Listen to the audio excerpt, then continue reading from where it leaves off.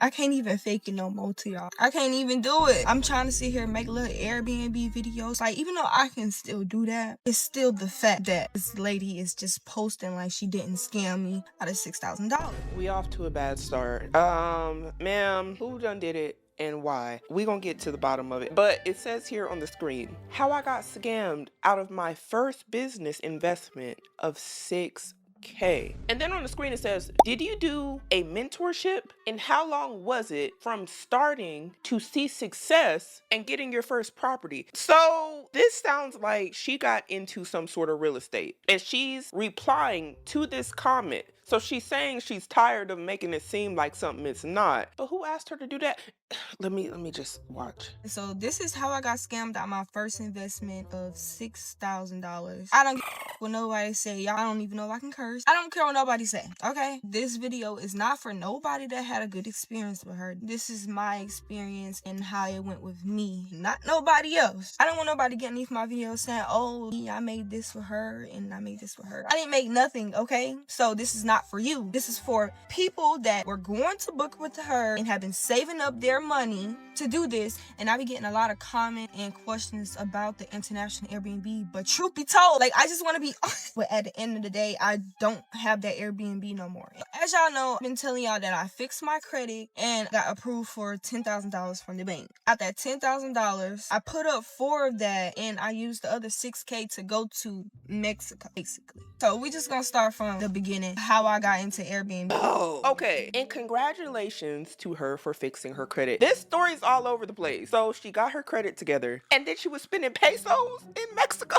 And then started a business. Ma'am, did you max out your credit to go on a trip to Mexico and then also started a business with credit? That's what it sounded like. I hope that's not what she did. I came across a bunch of different pages when I was around 18. I'm now 20 years old. I came across this one girl named Anaya. That is who first got me into Airbnb. I'm so thankful that I came across her page. Anaya showed me how to make passive income. That you literally can rent a property for $1,000 to $2,000, put that on Airbnb for $100 to $500 and make $10 to $20K a month. Like, it's literally that simple. It's not that simple. That's the first problem, is a lot of people think it is that simple. There's a lot of things that go into real estate, like market research, your location. And I'm not saying she didn't do any of these things, but it's not just as simple as, hey, this person over here is making a lot of money on Airbnb, so I'm going to be able to do the same thing. As with anything in life, results may vary. And she's a child, in my opinion, because she said she's 20 and clearly was inspired by what a lot of people are posting online about Airbnb being possibly a boss babe, because that's what it sounds like. She was watching a lot of boss babe energy videos. Nothing wrong with that. Passive income videos, how to make money online, that sort of thing, which I can understand. Perhaps she wants to be an entrepreneur. Nothing wrong with that. However, everything comes with risk. Everything. The question is, when you consider the risk to reward ratio, are you okay with that? Are you okay even if things don't go your way? Anaya showed me how to make passive income. That you literally can rent a property for $1,000 to $2,000, put that on Airbnb for $100 to $500 and make $10 to $20K a month. Like, it's literally that simple. I started doing my own research, getting my own LLC. I got a bank account. I then got funding. And then I was ready to get an Airbnb. And then she basically showed me the same thing, but Airbnb already comes furnished. So when I get my money from the bank, I'm going to invest in Tulum, Mexico. So that day comes, I actually do get the money. I text her. We actually get into the transaction part. She tell me that you have to pay a $3,000. Somebody says, I'm assuming this is her, should I go ahead and pay the finder's fee to get started, right? You start the process through the chat, first deposit to secure the unit, and remaining will be paid. Okay, great, finna do it now. What is going on? So when I get my money from the bank, I'm going to invest in Tulum, Mexico. So that day comes, I actually do get the money. I text her. We actually get into the transaction part. She tell me that you have to pay a $3,000 finder's fee before we can even get started. If you don't know what a finder's fee is, definition of a finder's fee is you pay somebody for basically helping you plug them in. It's basically what it means. She talking in code, y'all, so I gotta break it down. When she said you basically paying somebody a fee because they plugged you in, what she she's saying, this is hood terms, because I know a lot of you are like, plug. Yeah, she's saying somebody else, which I'm assuming is the woman that she was working with or chatting with, found a property in Mexico, it seems like. And because she found this property for her, the lady with the yellow scarf, she must pay her a finder's fee because she is saying, hey, I went out to Mexico, I found you a good place, this is possibly a very good location, it's looking promising, and all you gotta do is send me $3,000. So she sounds like she is going to send whoever she's upset about $3,000 because they found a property for her. Okay, like this is already very interesting because this is kind of like how a lot of people were online talking about wholesaling. There's something called dog birding. And what she's referring to is what a lot of people in real estate refer to as being a bird dog, or they say they're bird dogging. And according to Rocket Mortgage, this is what it means. It says here, what is a bird dog in real estate? And this is a real term, y'all. In real estate, a bird dog is an individual who searches for the underpaid and often distressed properties. Bird dogs typically do on behalf of a real estate investor who wants to buy into the market but does not have the time to search for promising properties. And if y'all want to know where that term comes from, it comes from hunting dogs who are trained to help hunters find or retrieve birds that they hunt. And it continues to say, in general, bird dogs are paid on commission, receiving compensation when the investor they worked for makes a successful purchase. And this gets good. Shout out to everybody who ever gotten the wholesaling. It says here, because you do not need to have money to invest yourself, bird dogging can be a good option for people who are new to real estate and want to learn how to invest in real estate. And researching different properties can help you understand different types of real estate investments. Now, why am I talking about this? What that woman essentially did for her allegedly lines up, in my opinion, with the definition of bird dogging. And what's interesting about this is a 20-year-old who is saying that they did their market research but still paid someone $3,000 for the finder's fee. And in my opinion, the word finder's fee is same as saying, hey, I bird dogged this place for you, I found it, give me $3,000, because you ain't do all the work, which is very interesting. I'm like, okay, cool, that makes sense. You plugging me in, so you charge me $3,000 just to get the plug. So in reality, the Airbnb was only $3,500. What Airbnb costs $3,500 in Mexico? Like, I'm trying to understand, did she pay for it cash? Because a finder's fee and what it actually costs to run the Airbnb, I would think would be two separate expenses. And she's saying essentially she got an Airbnb for $3,500. Mexico ain't that cheap, is it? Oh, because ma'am, how much did you pay for the property? And then all this lingo, this is not the lingo used in real estate. So I'm like mixing hood, ratchet, real estate definitions. I'm trying to keep up. But we here, I think. You charged me $3,000 just to show me this. That was my first red flag, y'all. But me just entering the business world, I didn't know that was a red flag at first. And I was okay. So I paid her the $3K. It's only $3K left. I missed my flight to Tulum, Mexico. And right in there, should have packed our bags and left then. So then once that transaction's over, I then get in contact with the realtor. And from there, I'm texting the realtor, property manager, and then the landlord. She never texted me at all through this process. Even when I was in Tulum, she wasn't even there. It was only the realtor and basically the Mexicans. That's what I'm calling. So then once I'm down there, everything, I'm touring the Airbnb. I'm all excited, taking videos. I switched over in my name, and then I had to leave the next day because I do work a 9-to-5 still. So I'm back in Colombia now. I'm texting the property managers a bunch of questions so that I can get used to doing business. So I picked out a property that I want. It was a 2-bedroom, 2-bath. The rent was like $1,000. What made me get the property was because ADR is how much you charge a night, basically. It was $1,600. Okay, so girl, what we looking at? This looks like an estimate. Now, it says exact screenshot sent to me. Okay, projected revenue.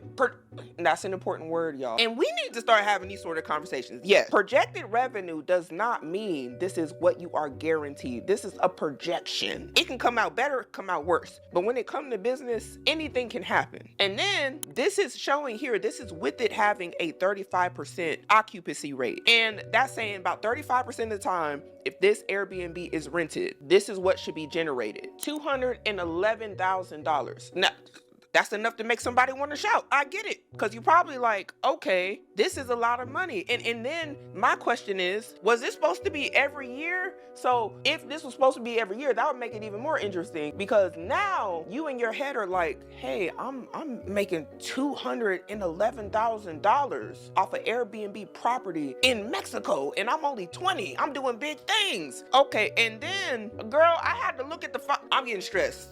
I had to pull up my magnifying glass to look at the fine print.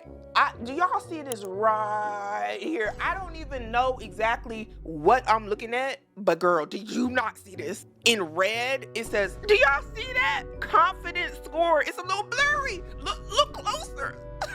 Get your magnifying glass out. Get it out. Girl, you got glasses on. I need you to lock in.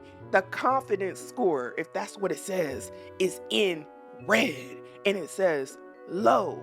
Why? What do that mean? What do that mean? Because it was sounding a little too good to be true. And you know, sometimes when it sounds too good to be true, my whole thing is, she said she gave the lady $3,000 for a finder's fee, bird dogging fee. That's what I'm gonna call it. And then she had like $3,000 left. But then she said she was walking around with the real estate agent and the person who owned the property. So in my head, were you about to rent this out?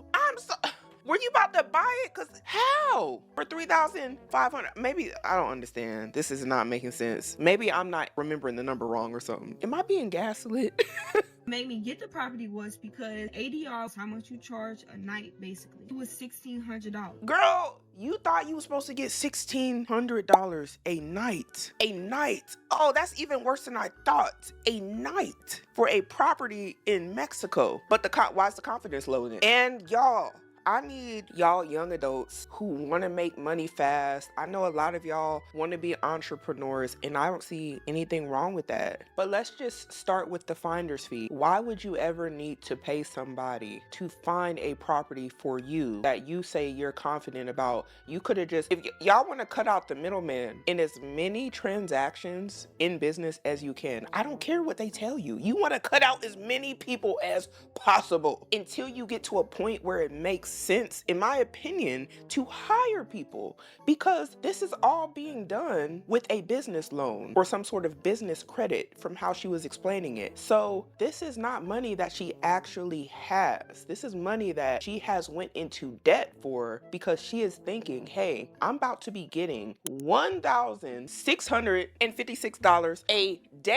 a day, y'all. So in her head, she's like, oh, $3,000 for a finder's fee, here you go. Like, I'll make that back. $3,000 to, like, for the property that I'm gonna buy, whatever she's talking about, that makes sense, because I'm gonna be making this. And even if this is in pesos, girl, I fear a lot of people are easy targets because they're young and they just don't know better. And I'm not saying that the person who did any of this scammed her. I can't confirm nor deny. I can say, if you were as confident as you were saying you were with the property, a middleman for a finder's fee wouldn't have been needed. That's just how I feel. You know how much money I can make with that? Seeing that information is what made me get the Airbnb. So when I get my first booking and I see I only made $300, the math is not math. So then I'm asking, oh, how did I make only this amount of money if the Airbnb is $1,600 a night? Then this is when everything went downhill. The property manager showed me how much they was actually charging a night for my property. These people was only charging $71 a night. This is not no crackhead hotel. $71 a night. He told me I was supposed to be making $1,600 a night, making over $200,000 a year. I was thinking that I was gonna make that much. But when I actually got the unit, I was only making $71 a night. It's not making sense. I'm like, okay, let me see when I'm gonna get another booking. Matter of fact, I'm mistaken. I got 2 bookings. The other bookings from the landlord before he gave me the property. So I got 2 bookings in all. December 16th through January 20th is when I end the lease. I'm like, hey, you explained to me that I was gonna be making $1,600 a night. I'm only making $71 a night. This is unacceptable. So she signed a lease with somebody who owns the property down in Mexico. She ain't the owner of this property. She signed a lease, and with that lease, she then rented out somebody else's property through Airbnb and made more than 10 times less than what she thought she was going to make, because she went off of the word, or from what it looks like, the screenshot that she was sent saying that she was supposed to be making $1,600. Now, here's my and I'm just asking questions. I'm not trying to knock nobody's business, they hustle, whatever. But just let me just point it to you this way. If you found a property, right, just you, the viewer, you found a property in great condition, right? And you knew it had a high return. It's in Mexico. People are visiting, allegedly, maybe not. And you feel like you got a diamond in the rough. Would you then take that same property and tell somebody, hey, I did a quick Google search. I don't know.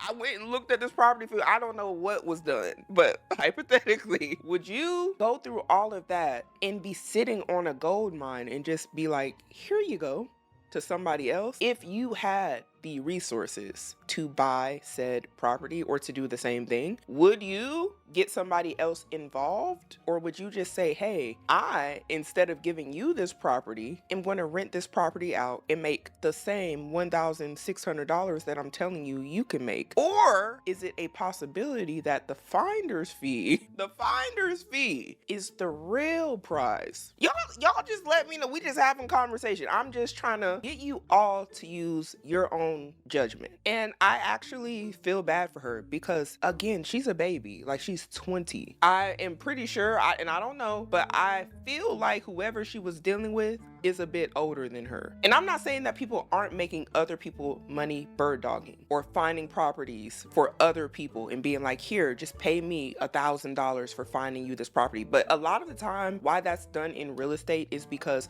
the person who found the property has no interest in doing any sort of real estate transaction. They just came across something good. Like, for example, you might have somebody that live on your block. Their house is all tore up. They need a new roof. They ain't paid their property taxes. The grass is overgrown, right? And you might know somebody who just knocks on their door and is like, hey, would you be interested in selling this house for X amount of dollars? And they might go back and forth with you and argue with you, but they might call your phone and say, you know what? I think I would take you up on that offer. I'd be willing to sell for around this price. And you say, okay, hold on, I don't got that money to buy that house from you, but I know somebody who does. And you just get in contact with the person who has the money and you say, hey, give me $1,000, because you wouldn't have got this deal if I didn't put you on. But what's interesting about this is it was $3,000, or around that. It wasn't a extreme amount of money, and she had a lease. It's a lot. It's a lot going on. Is there anything, just like, what can you do? This lady did not text me back for, I think, 4 days. 4 days. When this lady texted me back, y'all, she gave me another number.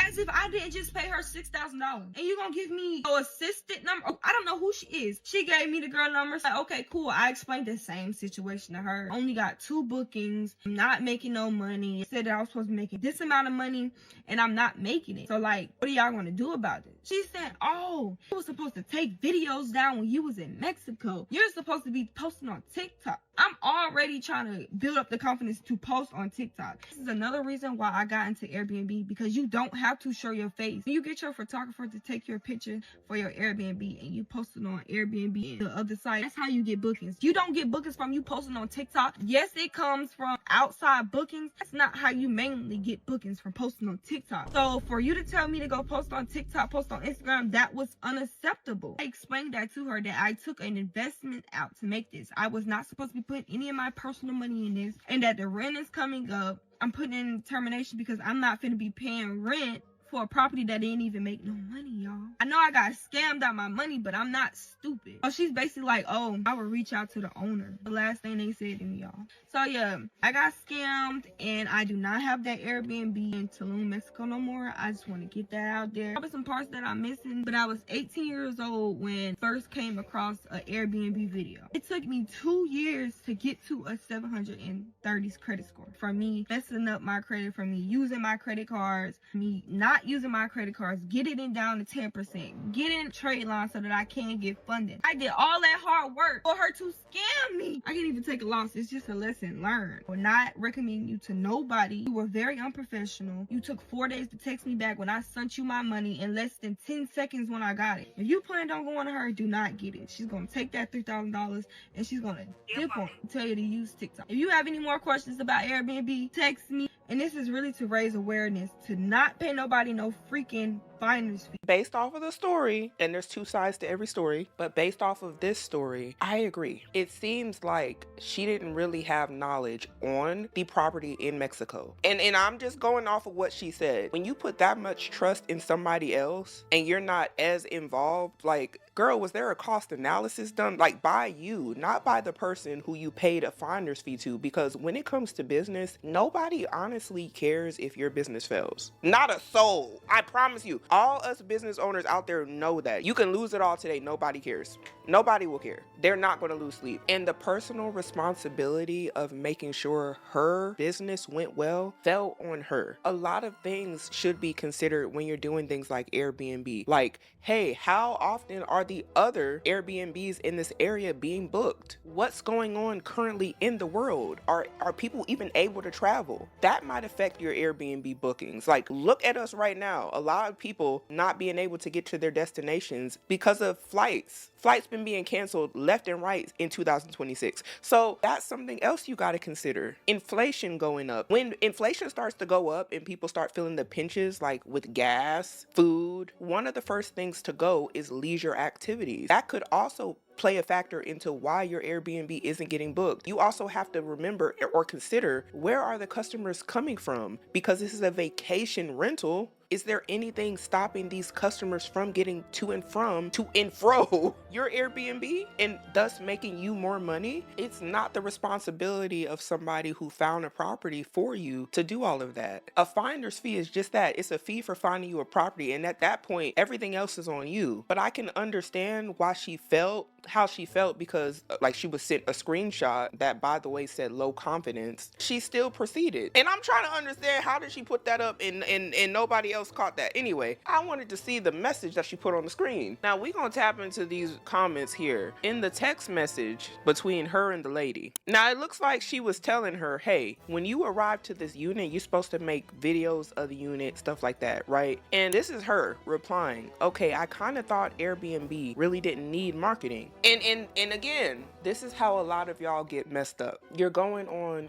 what you thought, not what it is. And what you thought in reality, unfortunately, two different things. And then the question is, why would you think that it did or did not need marketing? Is it a high traffic area? Maybe she was justified in why she thought that, but obviously it wasn't that high traffic. And then she says here, I didn't want to have to add any of my personal funds, but I will try promoting if that helps with the bookings. I say this in the nicest way, and I just mean it, not to come off harsh. Ma'am, if you didn't want to put up any of your personal funds, this is too much. I don't even know how serious I can take this personally. Reading that as somebody who wants to be in business didn't want to put up their own personal funds. Do y'all know that most business owners put up their personal funds? Everybody is not out here getting loans from the bank. Some people are working 2-3 jobs just to fund their businesses. Now, if you decide to go open an LLC, get a business line of credit, go to a credit union, get a credit card, and then run it up, and then stuff don't go your way, and then you're like, I don't know how to pay my bills. I'm not expecting to promote my business. That's wild. That's a wild statement to make as a business owner. And I just think she wasn't ready. She wasn't prepared, clearly. And she was expecting a profit really quick, like a little too quick. And here it is. This person is telling her, yes, it doesn't need marketing, but when things are slow, you have to pivot. Why are they slow? These messages are from around January 18th, 2006. Now, we've been here a good little minute now. And even last year, we seen the signs that a lot of stuff was afoot. So interesting choice. And this is a lot, ma'am. She said at the top, I should have took my investment and went to Atlanta like my grandma told me. Lord have mercy. No, I mean, no offense. What was supposed to happen in Atlanta with $6,000? Ma'am, what are we finna do with that? You gonna open a food truck, like maybe a food truck.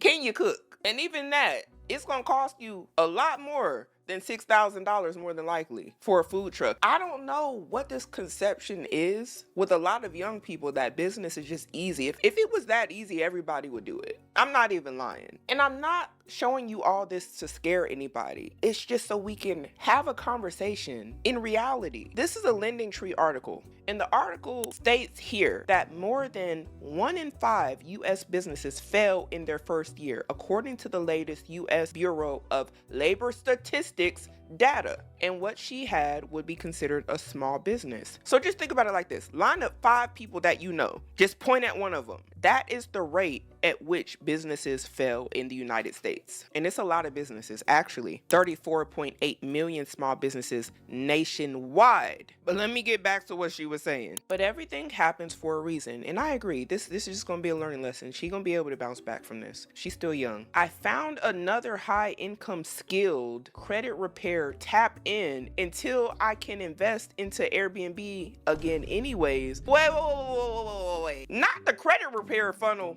Ma'am, credit repair?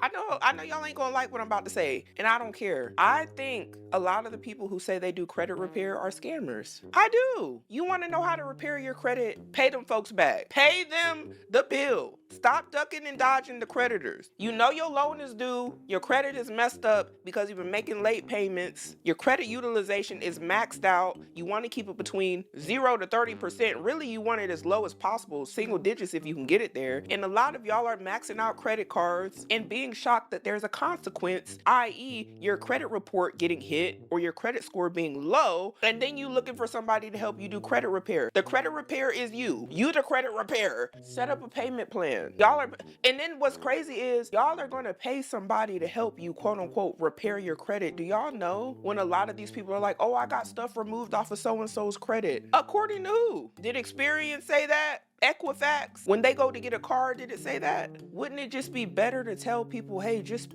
pay your bill? Like, I don't know what you gotta pay somebody to repair your credit for if you could just pay your bill. Your credit will be repaired. You should see some sort of improvement over time. So yeah, I think it's scammy. I do. And then on top of that, would I want to hear from a 20-year-old about credit repair? Just come on now. Like, I'm being honest. Somebody gotta say it. I'm 33. A 20-year-old who don't know what dog burden is or a finder's fee is and made a TikTok about that would be the last person who I would want to go to for credit repair stuff. I'm just being honest. And I think it's great that she was able to pay off her loans, pay off her credit, whatever she had going on, and get her stuff at a good score. But unfortunately now she don't probably have a good score from what she's saying, because she's at least $6,000 in the hole from this business venture. So now it's like, is the credit repair the way to pay back the $6,000 from the failed business venture? And then it starts this ugly cycle, y'all. And I've seen this happen to people, y'all. One business venture fails, and so they do another business venture to make up for the failed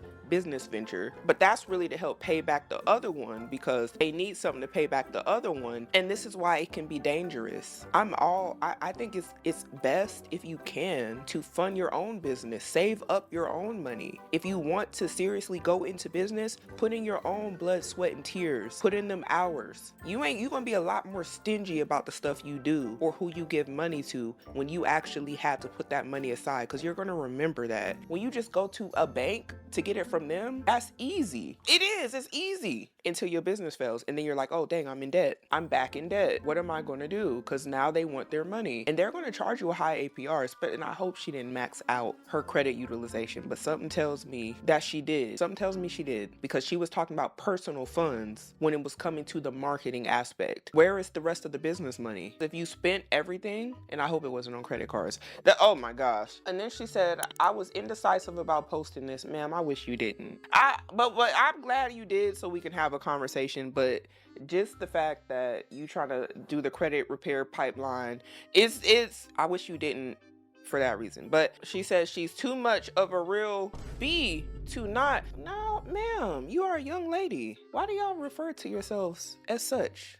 like female dogs. We have so many other words in the dictionary you could refer to yourself to. I just don't like it. I don't like it. I don't like it at all. I really don't. I hate that. I hate when y'all do that. And ma'am, this is you advertising yourself as a business right now. And mind you, you was just up here saying tap in with the credit repair, and you on here posting about being a real bee. We gotta be on somebody gonna feel me today, because this is my first impression of you, by the way, and a lot of people's. And I'm all for some ratchetness. Y'all see me on my channel. But ma'am, you in the profession of trying to repair people's credit, and this is what they seeing. This might not be the best look. I'm just being honest, because I think a lot of the young folks need guidance, and perception does matter. It does. She said she couldn't keep responding to everybody like S was going her way whole time she got scammed. Never pay a finder's fee. Go down to these countries y'all self with a trusted loved one, and it would be way better if you could experience it for yourself and learn to talk to people. You may even find more opportunities. And these things come with life, y'all. They really do. I'm not saying at 20 you couldn't have went down and been successful doing this, but it takes a very particular 20-year-old to know what to do and to navigate themselves in the right way for this to be successful. Some people can do it at 20. Like, we've seen success stories for Airbnb with 18-year-olds, but the due diligence must be done. It must. I need to look at these comments. Somebody here is saying 1,600 pesos, by the way. Oh, that's what it was? I hope so. How much is that in American dollars? And here goes somebody else. Oh my gosh, I'm so glad you posted this, because I just came across her page and I was thinking to invest too. What are y'all investing in? I'm so confused. So do she just got a lot of properties that she allegedly already has lined up, and then y'all can just pay her a finder's fee, and then y'all can have quote unquote access to the information of the location of the property, and you can go down there and do your due diligence like you should and go sign a lease and then host on Airbnb? Is that what's going on? Because this is you never needed someone else to do that if that's what's going on. This comment said, don't spend your money on influencers on TikTok, period. This is wild, and barely no communication after a 6K investment is crazy. I'm trying to understand, how is it 6K when 3K went to a finder's fee and the rest allegedly went to the landlord who she was renting the property from? This woman that she sent the $3,000 to is not the landlord of that property. Are we okay, y'all? Do y'all understand that? She don't control a property in another country. She literally is just saying, hey, here it go. Like, hey, at this point, let me get on whatever the equivalent to in Mexico of Zillow is, find a property and be like, hey, you pay me $3,000. You gonna have to take the flight over there, check it out, do your own due diligence, but here you go, pay me $3,000 for this finder fee. I just did a quick Google search. Is that all it's taking? I'm not saying that's what she's doing. I'm just saying what some people might do. You get some grace for being so young, but $1,600 a night is 5-star prices. But you are going to bounce back hard. You are wise beyond your years. It'll get better. I think she will bounce back. I can't blame her for trying. Sometimes you try and you fail. You might fall, but that don't mean you gotta fall off. You can always decide to turn things around, and it's not too late for her. And I honestly rather her fail young than older. That's just the truth. When you're older, a lot of times you have more responsibility, kids, a family, things like that, and that can really set you back financially. I'm not saying this isn't setting her back financially, because it clearly seems like it is. And it may. $6,000 can set a 20-year-old back a good bit, because now she got to go work and get that money, or y'all got to give it to her from the credit repair stuff. Well, I hope y'all ain't out there getting God. I'm just being honest. I need to know what y'all think about this one below. This one gave me a headache. Is this what's going on TikTok? The land of the unknown?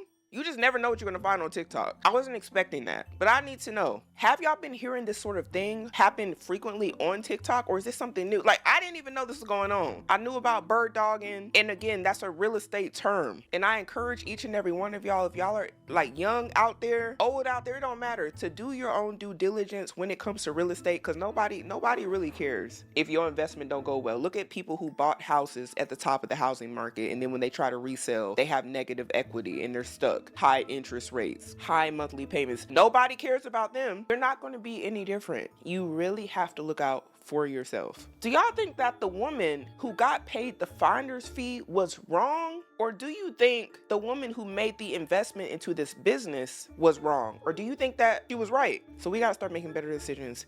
today in order to have a better future.